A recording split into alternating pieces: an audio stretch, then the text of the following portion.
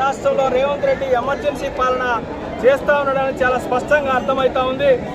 ఒక పక్క ఇక్కడ భూదాన్ భూముల్లో నివాసం ఉంటున్నటువంటి ప్రజలను రాత్రికి రాత్రి 4 జిల్లాల పోలీసులను మోహరించి బుల్డోజర్ ప్రభుత్వాన్ని ఎక్కడ యోగి ఒక ఆయన ఉత్తరప్రదేశ్లో బుల్డోజర్ ప్రభుత్వాన్ని తీసుకొస్తే ఇక్కడ రేవంత్ రెడ్డి కోరి ఎన్నుకున్నటువంటి రేవంత్ రెడ్డి కూడా బుల్డోజర్ ప్రభుత్వాన్ని ఖమ్మానికి తీసుకొచ్చి ఖమ్మంలో నిర్బంధంగా ప్రజలను ఎక్కడికి బయటికి వెళ్ళనీయకుండా కట్టుగుడ్డలతో ఎల్లగొట్టి అప్పటికప్పుడు మొత్తం నివాసం ఉన్నటువంటి ఇళ్లను మొత్తం నేలమట్టం చేయించిన ప్రొక్లైనం పెట్టి జేసీబీలను పెట్టి నేను అడుగుతా ఉన్నా రేవంత్ రెడ్డిని, నీకు ప్రజాస్వామ్యం పట్ల గౌరవం ఉందా?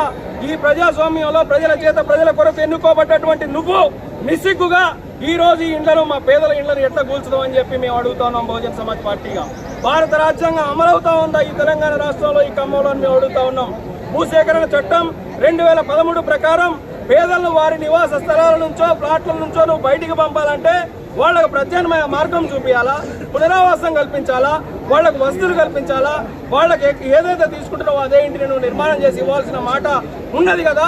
ఈ రోజు సిగ్గు లేకుండా ప్రజలను నువ్వు అక్కడి నుంచి ఇందిరమ్మ ప్రభుత్వం అని చెప్తా ఉన్నావు. మా ఇందిరమ్మ ప్రభుత్వంలో పేదలకు సంక్షేమ పాలన అందిస్తామని చెప్తా ఉన్నావు. మరి ఇక్కడ సంక్షేమ పాలన జరుగుతుందా అని నేను అడుగుతా ఉన్నా. ఇక్కడ ఉన్నటువంటి 3 మినిస్టర్లు కూడా సిగ్గు శరం లేకుండా ఎవడికి వాడు ఏ రోడ్డున పడితే ఆ రోడ్డున తిరుగుతా ఉన్నాడు. ఒక ఆయన మధుర నుంచి ప్రాతినిధ్యం వహిస్తాడు, ఒక ఆయన ఖమ్మం నుంచి ప్రాతినిధ్యం వహిస్తే ఇంకొక ఆయన పాలేరు నుంచి ప్రాతినిధ్యం వహిస్తాడు. 3 మినిస్టర్లు ఉన్నటువంటి మినిస్టర్లు సిగ్గు శరం లేకుండా ఇక్కడ ఉన్నటువంటి ఎస్సీ ఎస్టీ బీసీ మైనారిటీ బిడ్డలు, యాదవ కుటుంబాలు, గౌడ్స్ కుటుంబాలు, ముస్లిం కుటుంబాలు, మాలలు, మాదిగలు, అన్ని వర్గాల ప్రజలు అక్కడ నిరాశ్రయులుగా పడి ఉంటే ఒక్కడు కూడా ఈ రోజు తిరిగి చూడలేదు. 3 మినిస్టర్లు ఎందుకు ఈ ఖమ్మంలో ఉన్నారు? ముండవాపులా మీరు మనుషులను మేము అడుగుతా ఉన్నాం. ఇక్కడ పసిగుడ్డలు విజయ అంబేద్కర్ భవన్ లో చూడండి, పసిగుడ్డలతోటి పిల్లల్ని ఎత్తుకొని ఇక్కడ మహిళలు ఇబ్బంది పడతా ఉన్నారు. ఒక పక్క వృద్ధులు ఇబ్బంది పడతా ఉన్నారు.